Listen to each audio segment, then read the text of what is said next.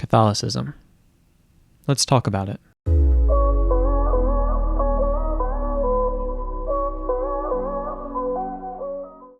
If you would have told me that 1 year ago, when my friend and I stumbled into St. John Cantius Church to film a tour that I had kind of hastily set up with Father Joshua's secretary in between some meetings he had, that I'd be sitting here today giving a 1-year update after that tour, more specifically on my journey of investigating Catholicism as a Protestant, I think I would have been more than a little confused. Honestly, I drugged that friend along and paid him by getting him lunch. In the end, I guess I got the better half of that deal, and I've talked to Father Joshua since, and he likewise remembers that day as it wasn't something that seemed like it was going to be significant.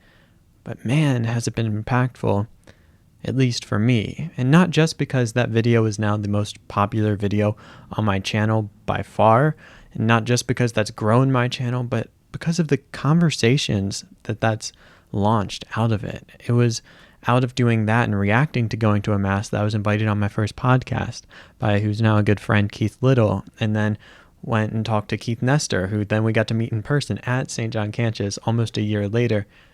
And even more than all of that, it changed the direction of this channel, changed the direction of a lot of my life for the last year. A year ago, or a little more than a year ago, I had no interest in looking into Catholicism. Not because I hated Catholicism or Catholics or thought it was bad, just didn't really have much thinking on it at all. But all of that changed rather quickly. And over the past year, I've had the absolute privilege of getting to have conversations with some of the brightest Catholic minds on the internet today. I don't want to try to list all of them because I'm sure I would forget people, but I look back and I think on conversations with Trent Horn and talking about the papacy, or Jimmy Akin and justification, or sitting down with William Albrecht and Father Christian Capps to talk about Mary, or talking with Matt Fradd, and then 30 minutes before I'm supposed to be interviewing him asking me, hey, want to go live on my show after this? As though that's a normal thing, and trying not to freak out the whole time I'm interviewing him about the fact that I'm about to be live on Pints with Aquinas, a show I'd really enjoyed for a long time at that point. It's been a wild ride, and I have to be honest, there's been times that I've absolutely loved it, and that's the majority of the time. But there's also been times, if I'm honest, where I've been up late at night thinking, why on earth did I ever start asking these questions? I opened a can of worms that I couldn't shut. And I kind of wish at different times over the past year, I've wished that, I could kind of roll the tape back and say, okay, let's leave those questions to the side, because honestly, these questions are intimidating. They're unsettling. I think for a lot of people, they look at this as kind of an academic journey. And I get that because in my interviews, I'm not quick to show a lot of myself. And there's reasons for that. I want to highlight the guests. They're the ones that are giving their time to come on my channel. It's not about me. But it might give you the false impression that for me, this is nothing more than an academic journey where I ask people questions as this kind of detached interviewer. I don't have any opinions, and really it doesn't affect me. That's certainly not true. And the goal of this video is to, in some way, share some of the ways this has affected me, share how my thinking has evolved, and kind of just where I'm at. Now, I do want to put out a disclaimer, and when I announced that I'd be doing this video, there was a couple initial reactions. One, there was a ton of people who were super encouraging, which honestly meant a ton to me. Said, Austin, you don't owe us any conclusions. And I have to be honest, that meant so much, because it's intimidating doing this. Interviewing people, I can do that all day. It's about them. Sitting down and talking about me, not just because I don't like talking about myself, I'm happy to communicate, and I do that on other people's podcasts, but these are intimate issues. Again, this isn't just like a hobby for me. This affects my life. It also affects the people that I love. And so I really appreciated everyone who said, look, you don't owe us any conclusions. And along those lines, I do want to warn you, this isn't a video of me saying, hey, I'm joining the Catholic Church, or really making any huge announcements. It's more of an update on my thinking. So honestly, if you were here just to find an announcement, maybe go check out another video, because this isn't that. I want to start off by talking about the things that I've really learned to appreciate about Catholicism, things that have challenged my thinking and that have changed the way I think on different issues.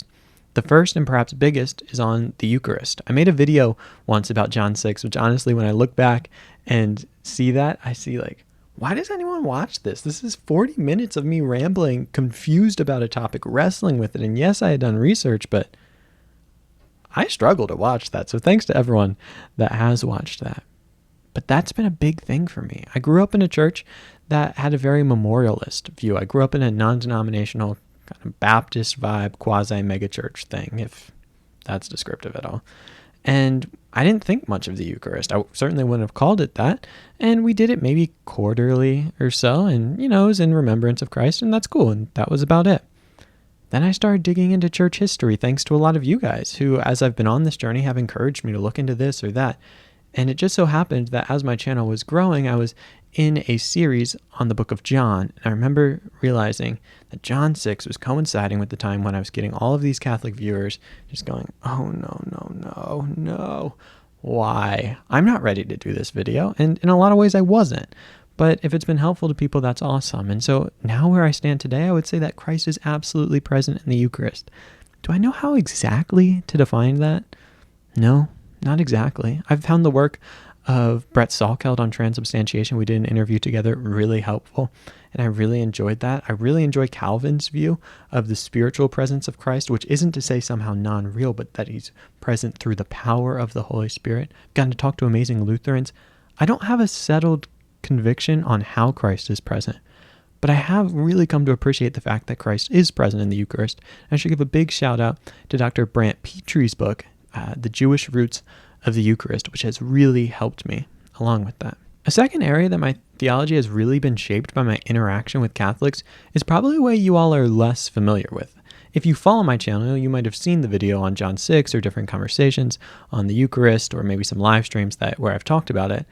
This idea I'm not sure I've really talked about much on the channel, but it's the idea of the church as a sacrament. It's actually what I wrote my Systematic Theology 2 paper on here at Moody Bible Institute during my junior year.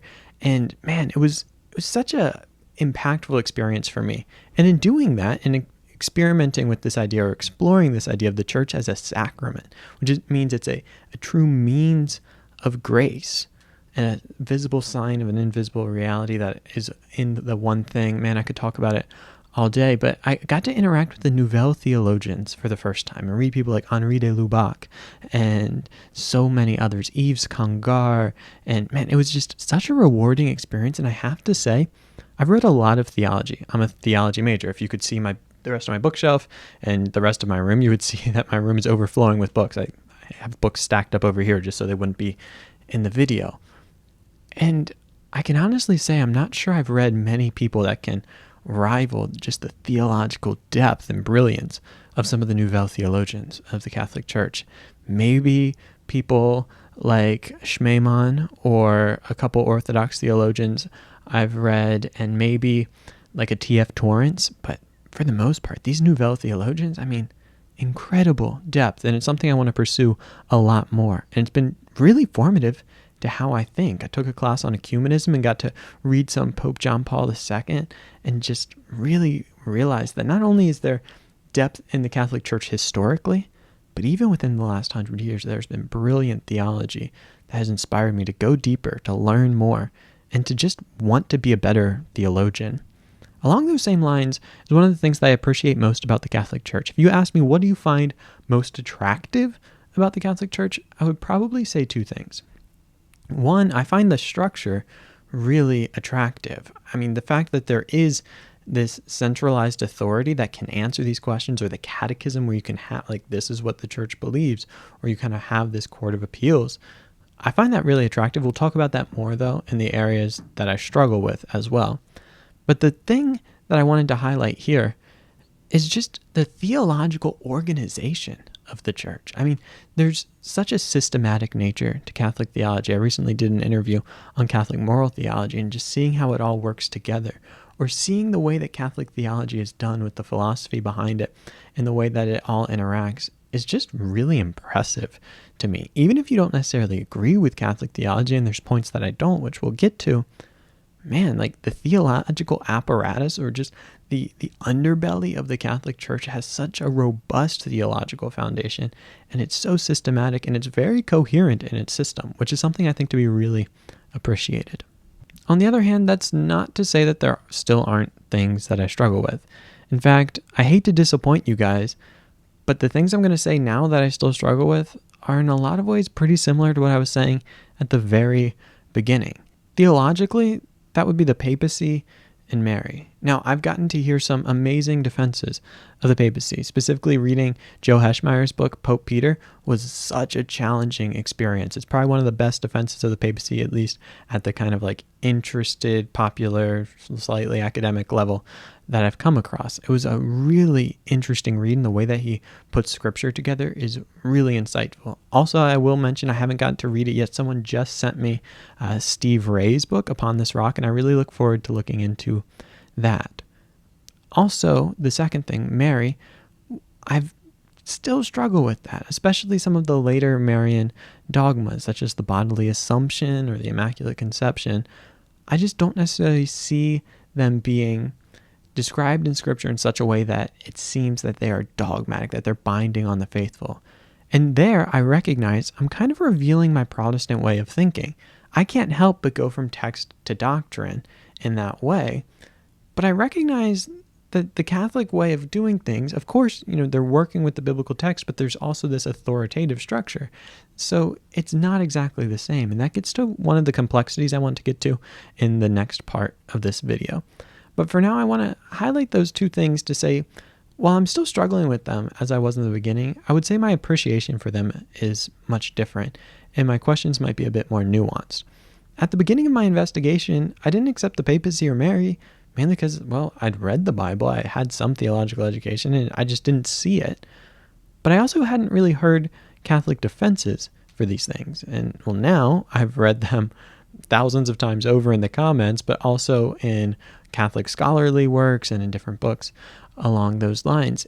And I've come away with an appreciation for how a Catholic could defend these things. In fact, one of the best exercises, I think, in like ecumenism in general, or just in life when you're dealing with people that disagree with you, is learning how to speak the language of the other person, not just literally, although that is good, but understand kind of their thought world, understand how to articulate their position in the way that they would agree with it. And I hope I've been able to do that with the papacy and Mary. And what I've learned in doing that is that I can see how these things can be reasonable. Hear me out here.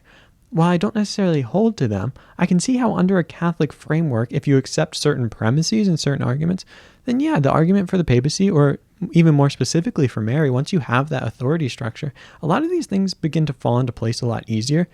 And I don't think Catholics are irrational per se for believing these things. I think there can be good grounds for it. I just haven't necessarily found them ultimately convincing. The last thing I want to say, and this comes again from one of the first interviews I ever did with Keith Nestor, was this kind of like the head issues and the heart issues.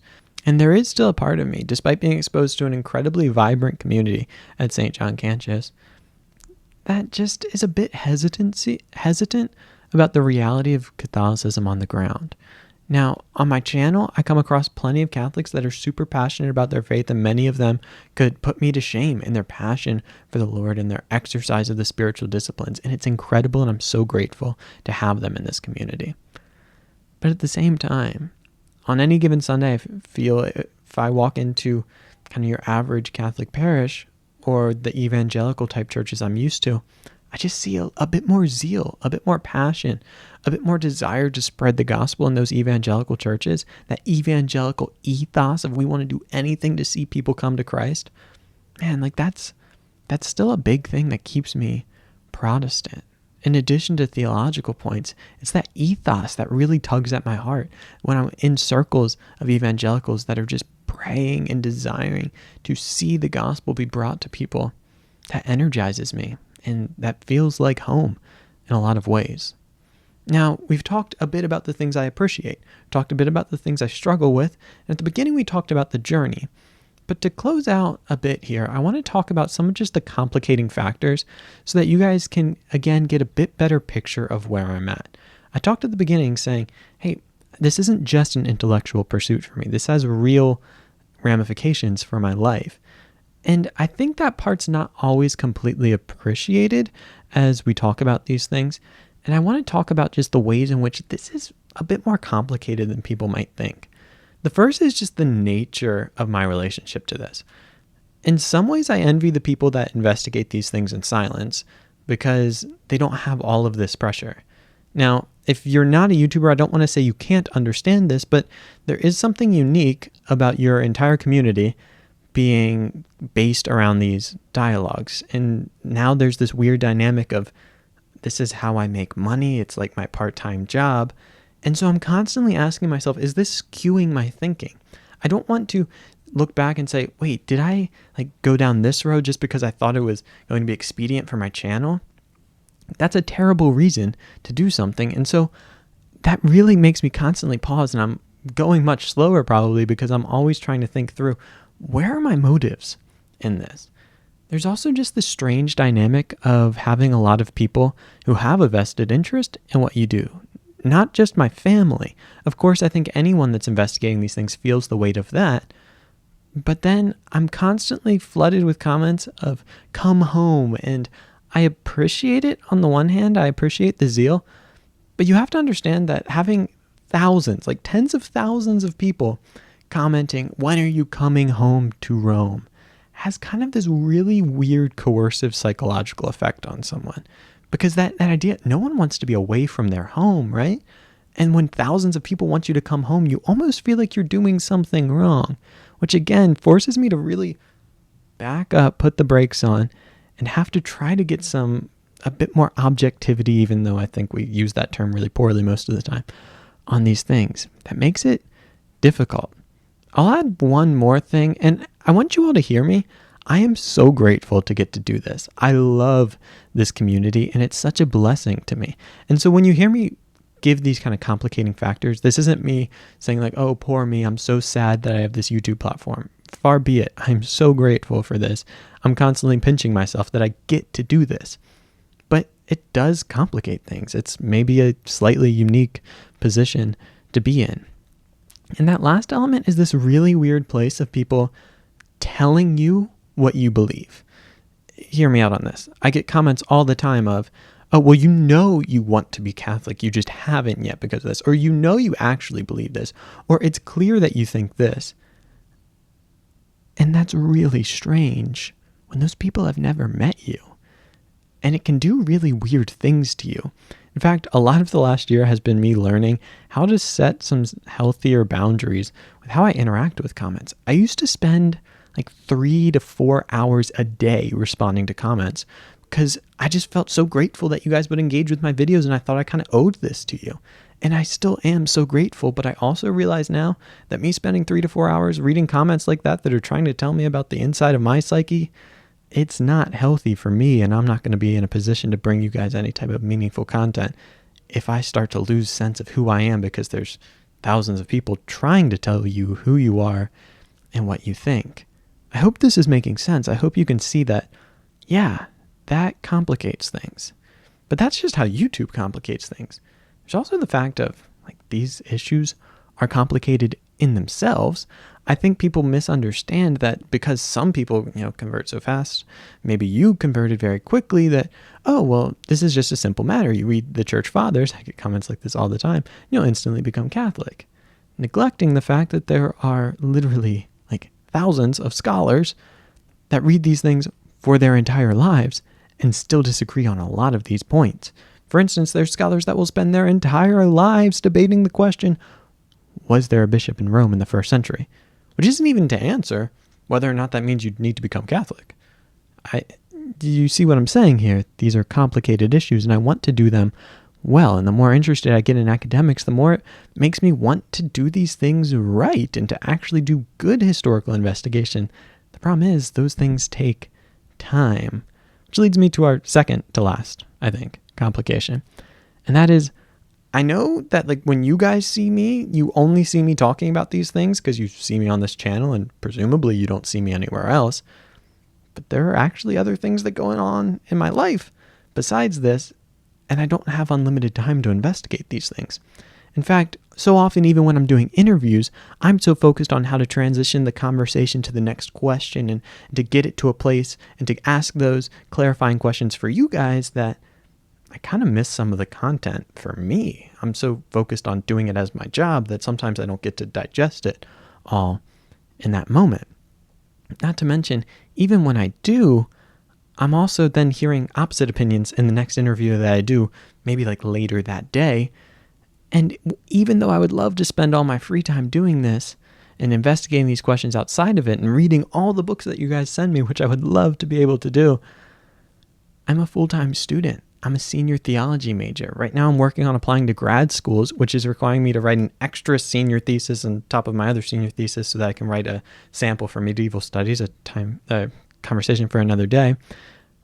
And on top of that, I have responsibilities for ministry things. I've been helping with a church plant, and then as a student at Moody, we all have to be involved in ministries in the city, so I have that going on. And there's just a lot of things, not to mention I'm planning a wedding, which lands me to the last part of this. I'll admit, when I first started investigating these questions about Catholicism, it was really unsettling, and it still is. And there was this sense of urgency that was there, like, do I have to become Catholic like tomorrow? And that was a really scary question to be asking, really unsettling. But then I also realized, like, this has so many implications besides just for me. I'm engaged, guys. I wasn't when I started this, but now I am. And Eliza and I have had plenty of conversations that, if we were going to traverse any of these roads, it would have to be together. And while we've wanted to investigate these things together, like last summer, we're like, yeah, we're going to read books on this together. I took 9 credits of Latin and we had a wedding to plan. Guess how many books we read together on this? Not many. And so there's just a lot that goes into this. Look, I'm not saying I'll ever become Catholic, but I'm saying if I did, I hope you would understand that it wouldn't happen that fast. I should also add, I'd probably get kicked out of school for doing that, which is no small thing, I suppose you could say. That's really uneloquent. But I don't even know if this video has been helpful. I'll probably watch this and I might consider taking it down. But I did want to give you guys some type of update. Not because I necessarily thought it was owed to you, but because I'm grateful for you guys. I really am so grateful that you guys allow me to do this. It's been such a gift and a blessing to me. And I know this is something that so many of you guys have been curious about. And I just wanted to be honest with where I'm at. I've learned a lot, but I still have some major hesitancies. And those questions I have, like about the papacy and Mary, those aren't insignificant. Those are kind of like at the core of a lot of Catholic teaching. And I just haven't been convinced. But I've also recognized that the arguments are a lot better than I thought. And I want to keep searching there. I want to keep going. I don't like this state of like not being sure on a lot of things. I'd like to have a bit more firm convictions. And I'm going to try to keep doing that. But I hope you recognize that in the meantime, that might be a slow go because there's a lot of things that make this complicated. Anyway, guys, I'm so grateful for you. If this video has been helpful, let me know because I'm really not sure it will be. But anyway, I want to say a huge thanks to everyone that's made this journey possible, to my patrons. Man, what a gift this is. But also to all the people that have agreed to come on my show. I've mentioned some of them, and there's so many more that I could thank that have helped me, not only in my interviews, but people who have emailed me afterwards and said, hey, any questions you have, feel free to reach out anytime, or have given me their number, and I've taken advantage of that, or, gotten to know these people who really want to help me. It's incredible. It's humbling, and I'm so grateful. I know I've said that a lot in this video, but I truly am. As I mentioned, I'll be doing an update on my thoughts on orthodoxy as well, because I know a lot of you guys are interested in that, but I didn't want to try to ram those both into one video. Anyway, thank you all so much. I am so excited to keep doing this with you all, to keep exploring these questions and hopefully be helpful to all of you. Anyway, peace and God bless.